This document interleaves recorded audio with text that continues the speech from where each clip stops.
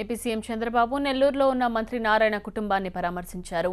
కొద్ది రోజుల క్రితమే నారాయణ కుమారుడు నిషిత్ నారాయణ హైదరాబాద్లో జరిగిన రోడ్డు ప్రమాదంలో మృతి చెందిన విషయం తెలిసిందే. అమెరికా పర్యటనలో ఉన్న చంద్రబాబు గత రాత్రి అమరావతికి వచ్చారు. ఈ ఉదయం ఎలాంటి అధికారిక కార్యక్రమాలు పెట్టుకోకుండా నెల్లూరు వెళ్లారు చంద్రబాబు. నిషిత్ నారాయణ మృతి పట్ల సంతాపం వెలిబుచ్చారు. ఆయన చిత్రపటానికి పూలమాల వేసి నివాళులర్పించారు. నారాయణ కుటుంబాన్ని ఓదార్చారు. చేతికందిన కొడుకు మృతి తీరని లోటని, నారాయణ కుటుంబం ఈ బాధ నుంచి త్వరగా కోలుకోవాలని ఆకాంక్షించారు ముఖ్యమంత్రి.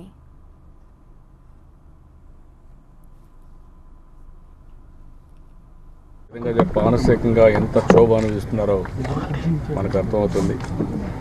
ఏదేమైనప్పుడు కూడా ఓసారి డెస్టినీ దీన్ని ఏ విధంగా వర్ణించాలో మనకు అర్థం కాదు.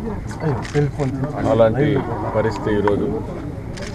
నేను నారాయణ గారికి ఒకటే చెప్పాను, ఎన్నో కళ్ళ కన్నారు, ఎన్నో ఊహించుకున్నారు, ఆశలు పెట్టుకున్నారు. కానీ ఈరోజు ఈ పరిణామాన్ని చూసిన తర్వాత మీరు ఏమాత్రం ఆధారపడడం కానీ లేకపోతే డిమారలైజ్ అయిపోయి అక్కడి నుంచి మీరు కూడా మాట చెప్పాలంటే ముందుపోయే పరిస్థితి వస్తుంది. అది జరగకూడదు.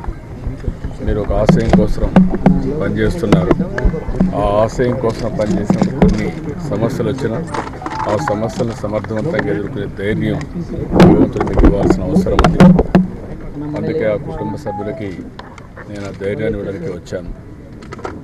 ఇంకా మళ్ళా ఆ అబ్బాయిని తేలేం కానీ వీళ్ళు మళ్ళా మనుషులుగా తయారై ఏ రాష్ట్రం కోసం, అదే మరి ఏ ఆశయం కోసం అయితే వాళ్ళు ఎడ్యుకేషన్ ఇన్స్టిట్యూట్ పెట్టారు అవి చేయడం, ఏ ఆశయాల కోసం అయితే నారాయణ గారు రాజకీయాల్లోకి వచ్చారో ఆ ఆశయాలను కొనసాగిస్తూ ముందుకు పోవాల్సిన అవసరం ఉంది.